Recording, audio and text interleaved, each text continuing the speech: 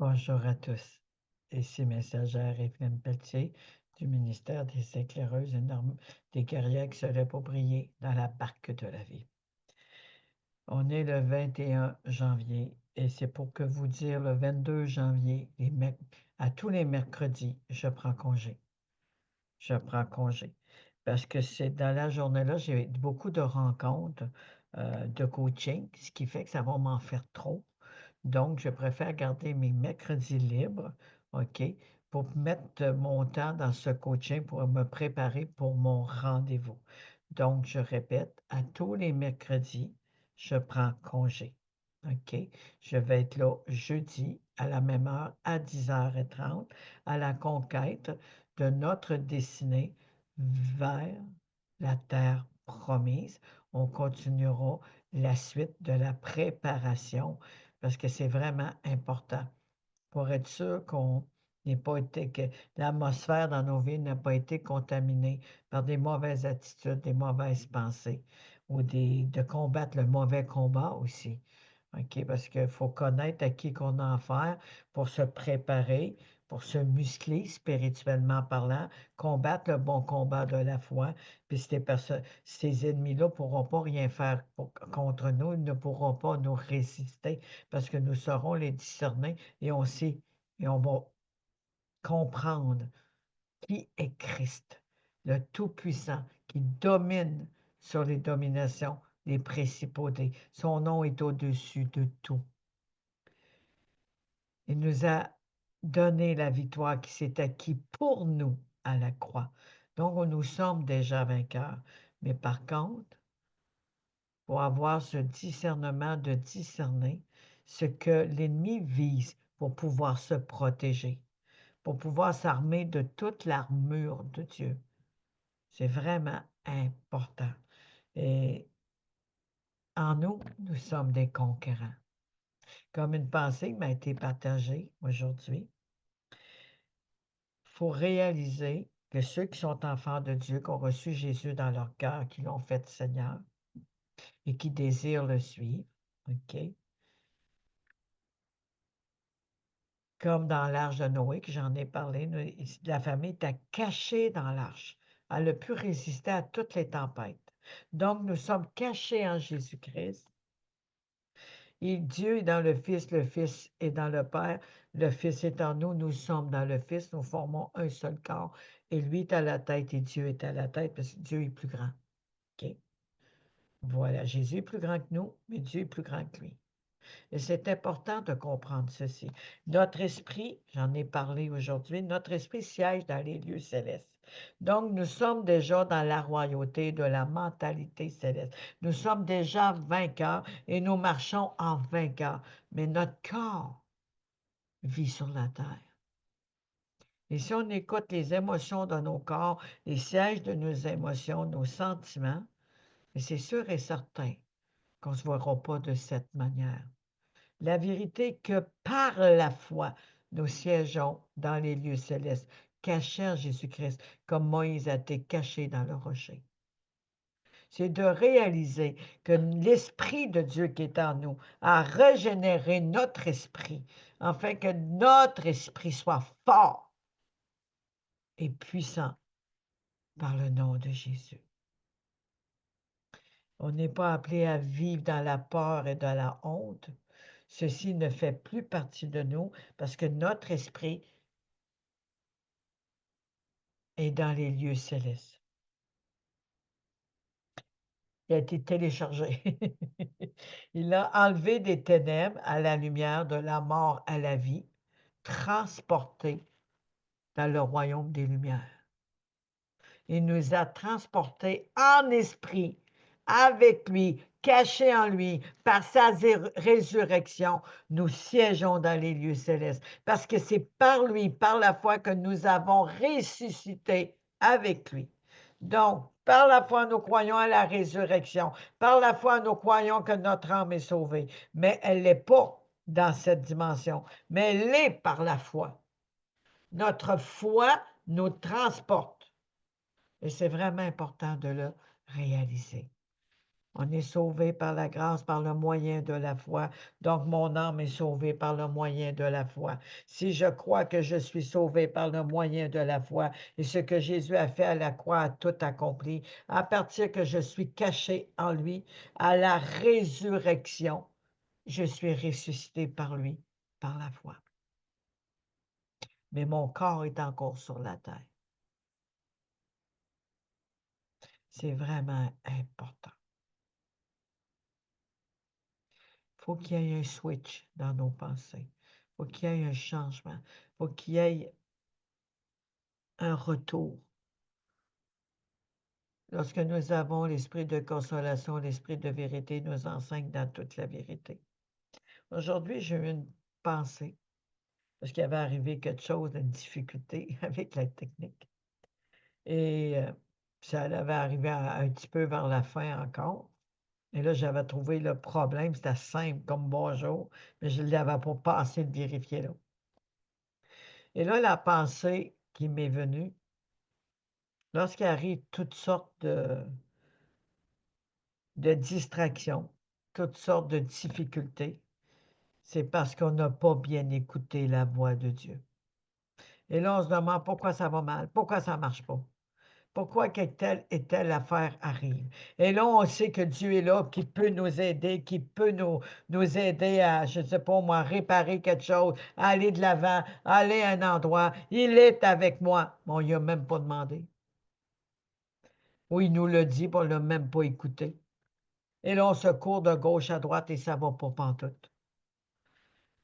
Et lorsque, en fermant le Zoom, je regarde mon micro et ça me dit le son. Je touche le son, ça fonctionne. Mon son est fermé. Je n'ai pas l'habitude de le fermer. Je le laisse toujours ouvert. Que ça soit un peu ou beaucoup, je le laisse toujours ouvert.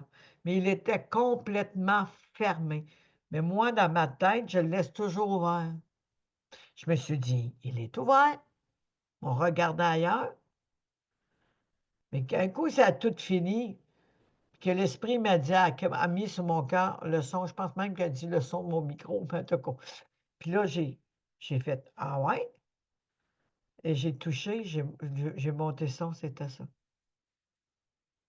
Combien qu'il y en a d'entre nous, on part avec une fausse réponse, avec un faux discernement, avec une fausse perception. Et là, on s'examine par la chair, on s'examine par nos manières de compréhension et on pense qu'on a raison, mais ce sont nos émotions qui nous ont conduits. Les émotions, les peurs, les craintes qui nous empêchent d'entendre la voix de Dieu, comme si on avait fermé le son. Combien d'entre nous qui s'égarent parce qu'ils n'ont pas bien écouté ou être attentifs à la voix de Dieu?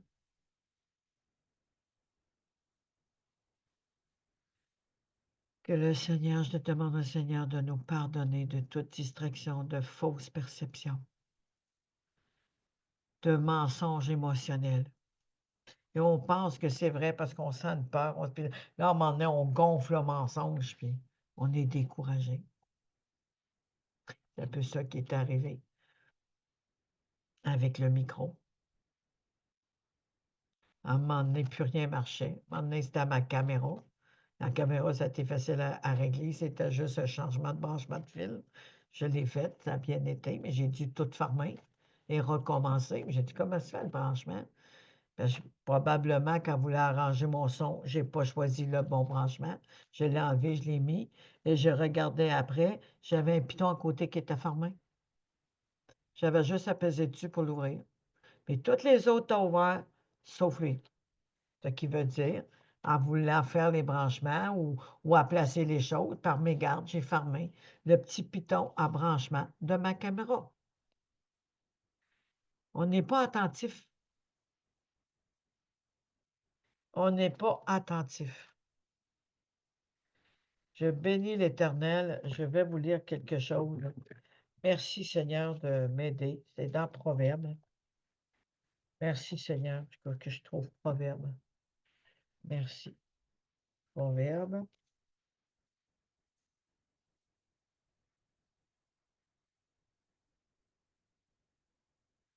Proverbe 3, à partir de 1. Mon fils, n'oublie pas mes enseignements et que, et que ton cœur garde mes préceptes, car ils prolongeront les jours et les années de ta vie. Il augmentera ta paix, que la bonté et la fidélité ne t'abandonnent pas. Lis-les à ton cou, comme un collier de perles, lis-les à ton cou. Écris-les sur la table de ton cœur, tu acquerras ainsi de la grâce. Tu acquerras ainsi de la grâce. Et une raison saine. Une raison saine, pas une raison contrie, remplie de mensonges et de murmures. Une raison saine, réfléchie. Aux yeux de Dieu et des hommes. La sagesse, l'intelligence, c'est très important. Écouter ces enseignements, les mettre en application. Et ceci prolongera notre paix. Tu n'as pas prévu que je les inversais en passant. Ils viennent de me donner. Confie-toi en l'Éternel de tout ton cœur et ne t'appuie pas sur ta sagesse. Reconnais-le dans toutes tes voies et il aplanira tes sentiers. Ah oui, Seigneur. Ne sois point sage à tes propres yeux, crains l'Éternel et détourne-toi du mal. Ce sera la santé pour tes muscles et un rafraîchissement pour tes os. Honore l'Éternel avec tes biens et avec les prémices de tout ton revenu. J'ai lu Proverbe 3, de 1 à 9. Je bénis l'Éternel de m'avoir conduit là, parce que c'est vraiment important, la parole de Dieu. Elle nous donne la paix, le rafraîchissement pour nos os, la vigueur pour nos membres. C'est la joie assurée, la paix assurée, la réussite. Mais quand on médite les choses négatives, ou qu'on médite nos peurs, ou nos questions sans réponse, ou confus, on dépérit, on est comme ça, puis on est fatigué. La plupart de la fatigue, c'est ça. Ça peut être aussi le trop manger ou se coucher trop tard parce qu'on s'épuise. Il y en a, c'est pour faire des activités qui nous éloignent de Dieu. D'autres, mais sont tellement dans leur travail que de temps en temps, se retirer, se mettre de côté dans le repos pourra faire du bien aussi, spirituellement parlant. Voilà ma petite pensée de la soirée. Il est 21h44, heure du Québec. Ma petite pensée dans le proverbe qui donne l'intelligence. La connaissance donne la sagesse, l'intelligence, le savoir sur nos lèvres et l'habilité. Que ceci vienne nous changer, même enlever que tout ce qui doit être enlevé, retirer tout ce qui doit être retiré, éloigner tout ce qui nous éloigne, qui nous empêche d'obéir et de mastiquer sa parole, de regarder à ses enseignements et le prendre sérieusement, que toutes ces autres choses disparaissent et que la parole seule soit nôtre, faire un avec. La Bible du vainqueur. La Bible du vainqueur. J'essaie de trouver un moyen pour que ça s'écrit à l'endroit, ça ne marche pas. La Bible du vainqueur. Je vous conseille cette Bible-là. Il y a beaucoup de stratégies qui révèlent. Donc, je vous laisse le bonsoir, bon matin pour certains, brebis du Seigneur que j'aime et Jésus vous a aimé le premier. Et vraiment, demain, je prends congé le 22 janvier 2025, mais on va se revoir jeudi. Amen. Et ça va être une continuité à la conquête de notre destinée vers la terre promise. N'oubliez pas de méditer les versets bibliques qu'on partage. C'est vraiment important, s'il vous plaît. Méditez les versets bibliques qui sont partagés et écrivez la pensée de Dieu. OK? Parce que si Dieu veut lever une armée affermie, une armée solide, solidement ancrée, bâtie sur Christ. Et si vous ne le faites pas, c'est pas moi, vous désobéissez. OK? C'est vraiment important. Vraiment important. Tu sais, à ce soir, moi, j'étais en train de méditer des versets que Dieu m'a révélés depuis quelques semaines. Et là, j'écoute un vocal, puis là, je médite, puis j'écris. Et là, le Seigneur m'a révélé plein de choses, plein de choses. Et demain, j'ai encore un petit travail là-dessus, puis un rendez-vous. Voilà. Fait que le Seigneur est bon. Et je veux bénir l'Éternel et que l'Esprit de Dieu descende et change l'atmosphère, même de la nuit, qui change l'atmosphère aussi de nos pensées, l'atmosphère dans les couples, parce qu'il y a des choses qui se passent autour et ça peut contaminer l'atmosphère. Lorsque l'Esprit de Dieu, une mauvaise nouvelle aussi, lorsque l'Esprit de Dieu descend, l'atmosphère change. Tout s'arrête. Tout s'arrête. Au nom de Jésus. Amen.